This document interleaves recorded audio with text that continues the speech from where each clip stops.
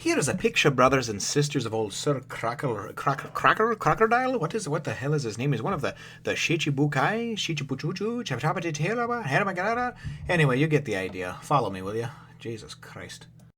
One Piece, Chapter 171. Koza, leader of the rebels. Well, hello, my brothers and sisters of the Nerd Nation. I, as always, am Jim, here to bring you another review on the excellently woven and wonderfully written tale of One Piece. Our last chapter, of course, saw us, seeing Vivi get captured and seeing Crocodile and Miss All Sunday's devil fruit powers being revealed. And then at the end, it was pretty much like it's 7 o'clock. Operation Utopia begins. Boom, fade to black. This chapter goes and kind of takes completely away from that and moves over to the side. And this is all about the plan itself and Koza and the rebels and what have you. So it starts out and it's in Alubarna. And we have Chaka, the other of the kings, kind of next to in command. Obviously, we know Pell, where he went off to. But we have Chaka, who is looking around feverishly for the king. And they cannot find King Cobra anywhere. He's not in his bedchamber. He's not here. Everybody's checking. Everybody's looking. They can't find him. Couple pages of this nonsense. Where the hell did he go? Did he sneak off in the middle of the night? All of a sudden, one of the castle guards, or one of the people in the castle, comes and approaches Chaka and says, we have we have information on the whereabouts of the king. And Chaka's like, what? And then it's like the guy told him, and then he's like, what? Kind of like, what's going on with that? So the next thing you know, we go and we see Koza. And Koza is, of course, in Kateria, which is located near Nanohana. And Koza is going and he's jumping on his horse and just riding like the wind. And you're like, what the hell is going on here? As he's riding, and we don't know where at this point, he is having this flashback. And this flashback is after things started drying up, and the city of Arumalu, and and then eventually, of course, Yuba and everything, these different towns that were drying up and stuff. Koza was of course younger when this happened, and his father kept telling him. We see through these flashbacks, his father keeps telling him, Toto says, just believe in the king, he'll take care of everything, And you can see that Koza has this good resolve towards that and trusts in him, but then as things kind of wear on, he's like, listen, that's what all you older people say, but the bottom line is that people are getting hurt, you know what I mean? There's the people of this country are dying. Bad things are happening. And that's what I see right now. So he winds up starting the rebellion, obviously, and winds up, and they kind of show the progression, and now we're 100,000 strong in this and that. And eventually, through this flashback, he goes and he actually goes to Alubarna and approaches the king, And he's just like, Your Majesty, and he's trying to explain that basically the shit's hitting the fan in places, and we know that you have the rain powder, the powder that you can use, to create the rain. So, you need to use that. And King Cobra's like, listen, you need to understand that it's not as simple as that. It'll do more harm than good, And he's trying to explain to Koza that if you go and you, in fact, use this powder over here, that's a bad area, the surrounding areas will be screwed. So we just have to wait for it to rain.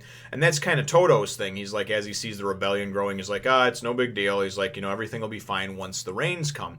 The rebellion was started by people who are obviously very passionate about their country.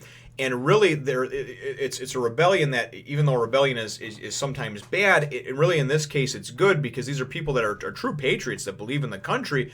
They just can't believe that this type of thing would have happened, and they're kind of waiting for the king to come and just basically say, hey, listen, I didn't do this, to defend himself. But the king never says any of that. Apparently, that's what I get from this anyway. So then we wind up going and seeing it, and the rest of the chapter winds up kind of showing us how things are unfolding and actually what this Operation Utopia was about. We go and we see in Nanohana, all of a sudden we see King Cobra, and you think, oh, okay, well, he must have snuck away in the middle of the night. Maybe he's going to, ask for a meeting with Koza or something like that, right? To try to, quell the rebellion. So he's standing there with a bunch of his guards and what have you, and he's like, and he's just like, I have appeared, and I am here, and he's like, I'm here to apologize, for what I did with the rain powder. And then he's like, and now we're going to burn Nanohana, this corrupt city, to the ground, Nanohana. And they're like, what the hell? So then that kid, and I can't remember his name, but that kid that wanted to join Koza in the rebellion maybe like 5-6 chapters ago or whatever, that Koza was like, no, and he reminds me of me and all that stuff. That kid appears, right? And he's just like, yo, son of a bitch, kind of like yelling at the king type of thing. And the king just goes whoosh, and just kicks him, and knocks him across the place. And I'm thinking in my mind, what the hell is going on? As soon as that happened, though, and we saw the whole thing about burning Nanohana and everything like that, I was like, you know what? This has got to be Mr. 2 posing as him. Somehow they were able to snatch the king in the middle of the night for this operation or whatever. That's my thoughts anyway, even though that part's not revealed yet. Bone Clay, though, a couple pages later, it is revealed to be him. You can tell just by the expression he makes on his face and everything. But before all that happens, Koza appears, right? And Koza comes up and he's like, what the hell? Why are you here? Why are you doing this? And he's just like, well, because I came to apologize. I mean, after all, I did, who took all the rain? Who dried everything up, and took all the rain? Me. And Koza's like, stop fooling around. The whole reason, and he explains that the whole reason the rebellion started and everything is basically they just wanted him to go and explain himself and say, hey, I didn't do this. You guys have to trust me. I didn't do this. But he never said that, And even in this flashback, I mean, Koza goes, and it's really kind of cool because at the end of that flashback, Koza goes and he demands of the king, to give them the powder and help things. And the king says, no, you don't understand. It's more complicated than that. And you're the same Koza you always were type of thing, kind of like strong-headed and, just very strong-willed but not very bright on the big picture of things. You have to think about things on the whole of the kingdom. And Koza says, he goes, yeah, I am different. Now I can fight. And I will be back for the rain, So we're like, okay, so that's kind of, you can see that's the seed that was planted that wound up growing this rebellion, to where it is now, is that Koza, of course, and that strength of will, to basically tell the king, no, what you're doing, the way you're doing, it's wrong. It's going to be my way.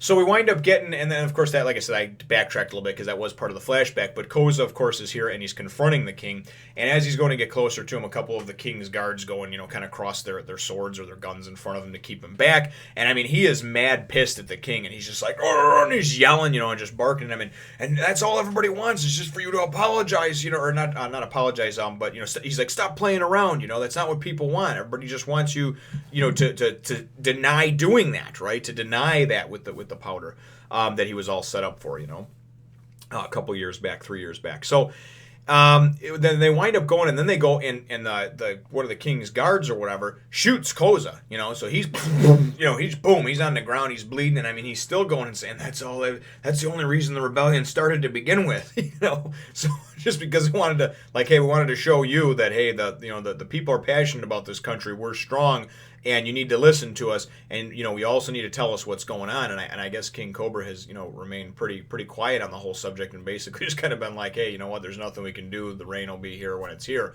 and then of course hasn't done a whole lot beyond that. It seems like anyway. And this, of course, this rebellion has come. So I don't know what the deal is with the king. Maybe he's stricken. He just overcome with guilt. He can't help.